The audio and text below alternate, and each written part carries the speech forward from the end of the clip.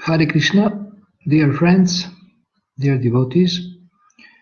At the moment we have a series of lectures in Ljubljana, Slovenia, but it is in Croatian and Serbian language, so English-speaking people cannot understand it.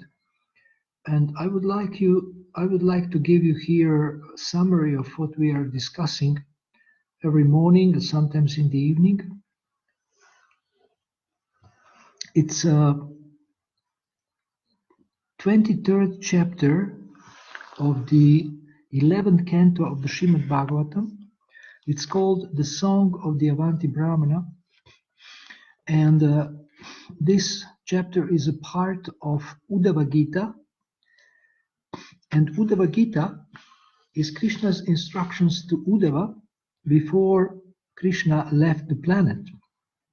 Krishna was here 5,000 years ago, and we know that he has spoken Bhagavad Gita to Arjuna.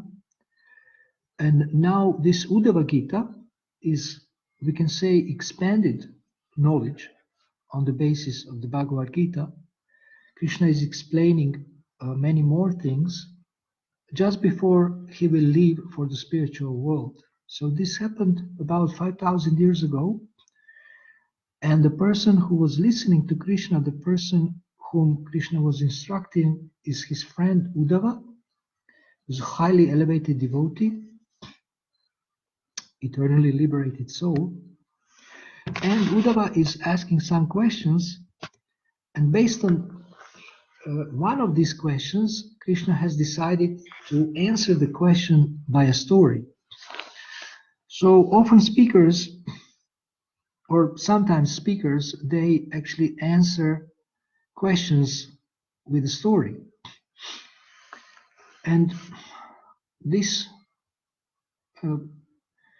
broadcast will be covering part of the chapter. I will not cover the whole story.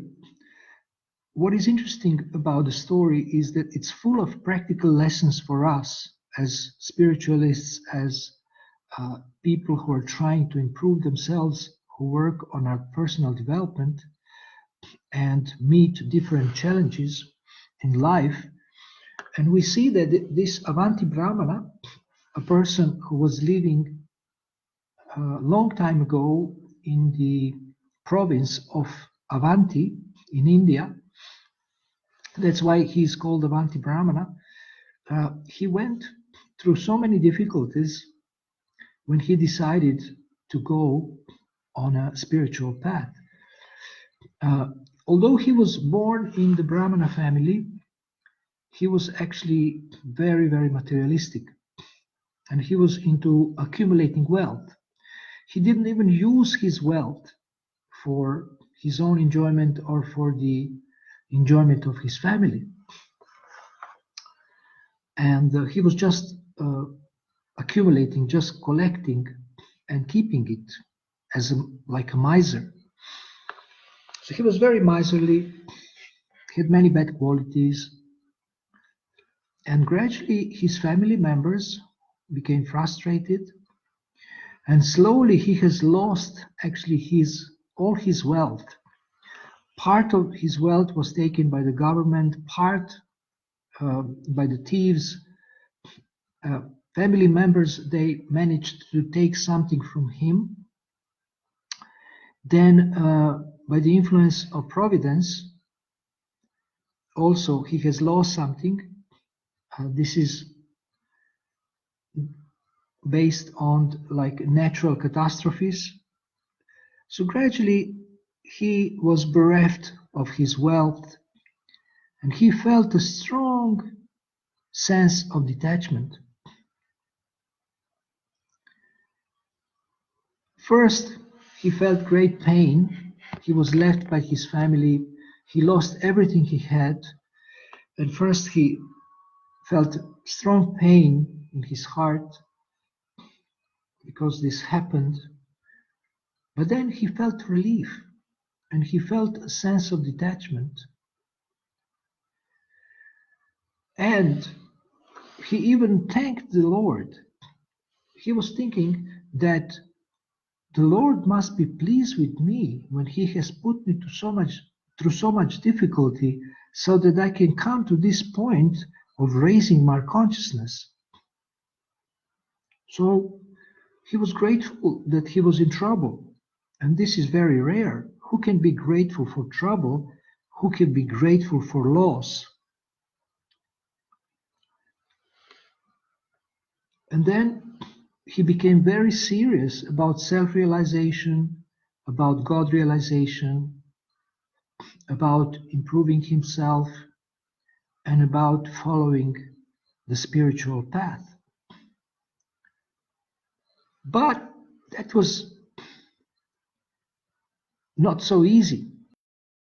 I knew him as he was before, very unlikable person, and they ridiculed him, they teased him, and they provoked him, and they tortured him, they beat him, they insulted him. But he was so determined to continue with his spiritual life and to show not to these people, but to show to God how serious he is about continuing on the path of perfection. So one of his amazing qualities is that he didn't blame anyone. He didn't blame anyone. He didn't blame even people who were torturing him. He said that these people are not cause of my suffering. Then the demigods are not the cause of my suffering. The nature is not the cause of my suffering. Even my karma is not the cause of my suffering. But he concluded that the cause of his suffering is actually his own mind. And his own mind is dragging him from body to body in the cycle of birth and death again and again. So he was very clear that due to his own conditioned mind, he was getting born and again in the material world and suffering in different kinds of body and different kinds of situations. So he was so fortunate to get this very, very broad perspective and very spiritual perspective, or we can say high perspective on his situation. And he was so determined to continue no matter what. Nothing could stop him because he was convinced. And the fact that he was convinced that this is the right thing to do shows that he had a great faith in the Supreme Personality of Godhead. And he knew that by the mercy of the Lord, he can actually cross over the ocean of material existence.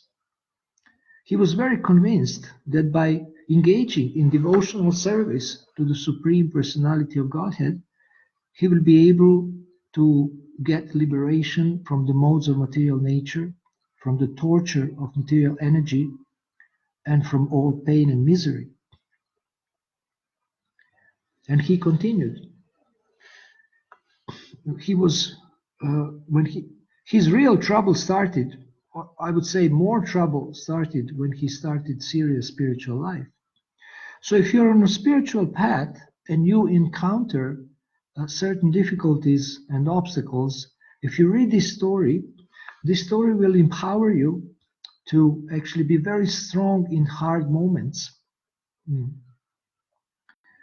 You will be able to face any kind of difficulty just by remembering Avanti Brahmana, who faced incredible difficulties, but he didn't have any doubts that he must continue and that he must be extremely determined to continue with his spiritual efforts.